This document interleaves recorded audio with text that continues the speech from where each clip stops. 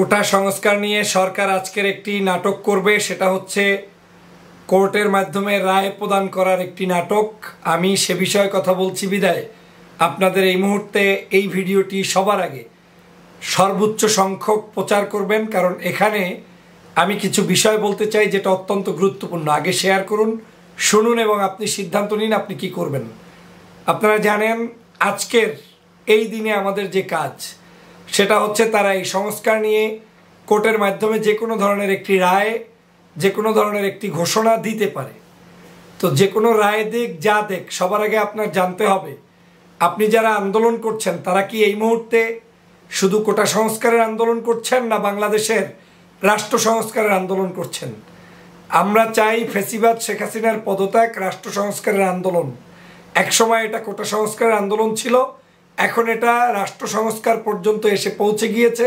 আমার ভাইয়ের রক্তের উপর থেকে কোনো কিছু মেনে নেওয়া সম্ভব না যতক্ষণ পর্যন্ত এই শহীদি ভাইদের রক্তের যারা খেলেছে, রক্ত যারা ঝরিয়েছে তাদেরকে বিচারের কাঠগড়ায় না আনা হয়, শেখ হাসিনার পতন নিশ্চিত না হয়।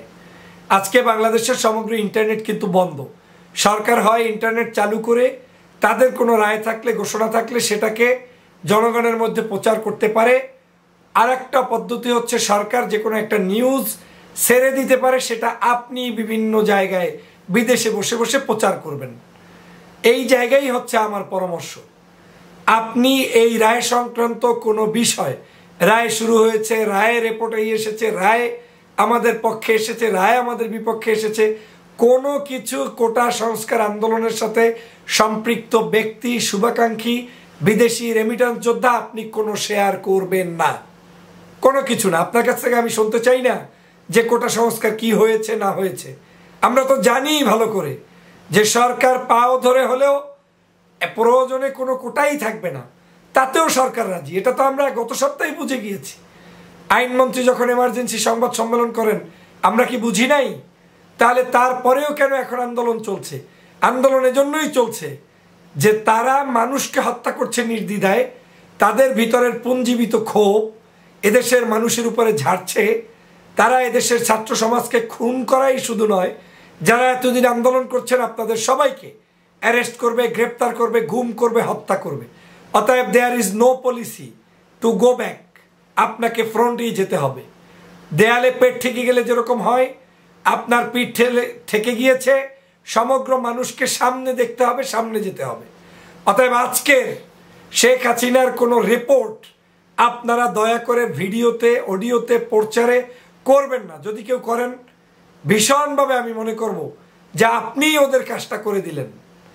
আপনাদের মধ্যে অনেকেই আছে নির্ভরযোগ্য সূত্রের রিপোর্ট পেলেও এসে পুট করে কমেন্টস করেন এটা কি সত্য, এটা কি সত্য। আরে সত্য মিথ্যা দেখবেন কখন? বাংলাদেশে নেট নাই, কারেন্ট নাই, বিদ্যুৎ নাই, গুলি করছে, আপনি যাচাই করছেন সত্য আর মিথ্যা। যখন আপনার ভাইকে হত্যা করছে সেটা আপনি দেখছেন না। আপনি আছেন বিএনপি, বিরোধী দল, জামাত, তারা কি প্রচার করছে, তার মধ্যে কোনটা ভালো কোনটা মন্দ, এত কিছু বিশ্লেষণ আপনাকে কেউ করতে বলে নাই। এখন আপনার দায়িত্ব হচ্ছে ওদের প্রচার মাধ্যম আমরা হব না। আপনার প্রচার মাধ্যম হবে আজকের এই ফ্যাসিবাদের পতনের জন্য যে ভিডিও ক্রিয়েট করা, এই ফ্যাসিবাদের বিরুদ্ধে আন্দোলন করতে যে মানুষদেরকে উৎসাহ প্রদান করা, সবাইকে নিয়ে একত্রে মাঠে থাকা, সেটা আপনার কাজ, আমার কাজ, সেটাই আপনি করবেন। অতএব কোর্টে কি রায় দিবে, কোর্টে কি রায় দিবে না, this is not our issue. কারণ আমরা এখন আন্দোলন করছি কোর্ট নিয়ে নয়। এই জিনিসটা বুঝতে হবে। সরকার কিন্তু বারবার এই প্রোপাগান্ডাটা ছড়াবে, তারা সব জায়গায় বলিয়ে বেড়াবে কোটা সংস্কার চেয়েছে, আমরা করেছি, কোর্ট থেকে এই করেছি, অমুক করেছি, 7-17 সব বলে আপনার এই আন্দোলনের স্পিরিটকে ডাউন করতে চায়, আর কিচ্ছু না। যখন আন্দোলন আবার থেমে যাবে তখন আপনার কেস, মামলা, হামলা, গ্রেপ্তার সবই তারা করবে এবং আপনাকে তারা চরমভাবে বাংলাদেশের দমন করে শেষ করে দিবে। এরপরে এই ফ্যাসিবাদী আবার আপনার উপরে চেপে বসবে। অতএব সিদ্ধান্ত আপনার। আমরা ওদের মিডিয়া হতে চাই না, আমরা আমাদের প্রচারণা চালাবো এবং আমাদের প্রচারণা এখন কিন্তু একটাই, এক দফা দাবি, রাষ্ট্র সংস্কার, শেখ হাসিনার পতন। অতএব এর বাহিরে আর কোনো আলোচনা নেই। এটাই আপনাকে করতে হবে। বিশেষ করে বিদেশে যারা আছেন রেমিটেন্স যোদ্ধা, আপনারা এই কাজটি করবেন প্লিজ। আপনারা সবাইকে জানিয়ে দিবেন আপনার প্রচার মাধ্যমে, আপনার ব্যক্তিগত পোস্টে, সেটা হচ্ছে এক দফা এক দাবি। এর বাইরে আর কোনো প্রচারণা চলবে না। কারণ আপনি একটা জিনিস প্রচার করে দিবেন, সেই প্রচারটা দিয়ে তারা বেনিফিটেড হবে, সেটা কোনোদিন মেনে নেওয়া যায় না। বিবেকের কাছে প্রশ্ন তুলুন। গত কয়েকদিন পর্যন্ত লাশের পরে লাশের মিছিল হচ্ছে বাংলাদেশে। এই লাশের মিছিলের উপরে ভিত্তি করে, সেই রক্তের উপরে পাড়া দিয়ে আপনি ফ্যাসিবাদের সাথে টেবিলে বসবেন? আপনি তার রায় শুনে খুশি হবেন? আরে আমার মানুষ মেরেছে, এই মানুষ হত্যার বিচারিত হচ্ছে শেখ হাসিনার পদত্যাগ, এবং শেখ হাসিনাকে আজকের তদন্ত করে তাকে আইন আদালতের মাধ্যমে সর্বোচ্চ রায় নিশ্চিত করতে হবে শেখ হাসিনার বিরুদ্ধে। তাকে জেলে পাঠাতে হবে। তার এই ওবায়দুল কাদের নির্দেশদাতা খুনি, তাকে জেলে পাঠাতে হবে। এরকম করে বাংলাদেশের যেই সকল আমার যুবক তরুণ ভাইদের উপরে, বোনদের উপরে অত্যাচার করেছে, জুলুম করেছে, নিপীড়ন করেছে, ওদেরকে জেলে পাঠাতে হবে। অতএব আসুন বন্ধুরা আমার, আপনারা সেই জেলে পাঠানোর জন্য আপনারা আপনাদের ইন্টেলেকচুয়াল জায়গায় কাজ করুন। আমাদের প্রচারে শুধু থাকবে কি বিষয়?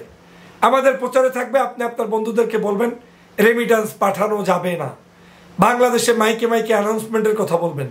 ইন্টারনেট চালুর জন্য চাপ সৃষ্টি করবেন। বিশ্বের দরবারে আপনার আলোচনা উপস্থাপন করবেন। এম্বাসিগুলোর কে কোথায় আয়োজন করছে সেটা প্রচার করবেন।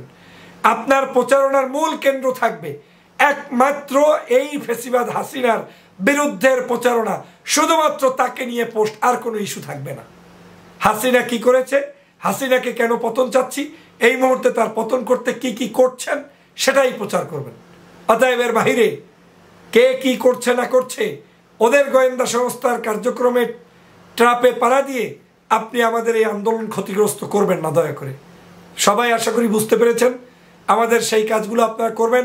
বাড়িতে রেমিটেন্স পাঠাবেন না। বাড়িতে আপনার নেতাকর্মী ভাই বোন আত্মীয় স্বজনকে বলে দিবেন যে আন্দোলনে সামিল হও। দেশ বিরোধী এই চক্রকে আজকের রাষ্ট্রের ক্ষমতায় রাখা যাবে না। তাকে নামানোর জন্য দলমত নির্বিশেষে, জাতি ধর্ম বর্ণ নির্বিশেষে সবাইকে নামতে হবে।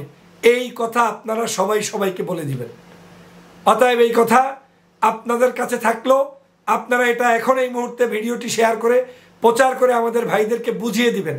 আমাদের একটি সমস্যা হচ্ছে আন্দোলনের মোটিভ ঘুরিয়ে দেওয়া। এই মোটিভ ঘুরানোর পিছনে আপনি সংযুক্ত হতে পারেন না। এমনিই তো ওদের নিয়োগপ্রাপ্ত দালাল আছে, ওরাই তো প্রচার করার বিভিন্ন ষড়যন্ত্র করছে। আপনি আবার কেন করছেন? এরপর কিছু পোস্ট আছে যেগুলো আইডি যাচাই করা ছাড়া আপনারা তাদেরকে কপি পেস্ট করবেন না কিংবা প্রচার করবেন না। এগুলো ওদের সাজানো নাটক।